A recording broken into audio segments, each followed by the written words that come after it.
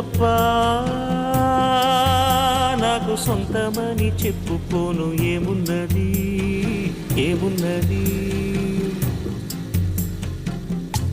తోడుగా దొరికెను నా రాజు, తొంగి తొంగి చూసెను నెలరాజు. ఆశలే తీరెను ఈ రోజు, వీడది బంధం ఏ రోజు. నేను తప్ప నీ మనసును తెలిసిన మనిషివరంట, మనసేదంట. నువ్వు తప్ప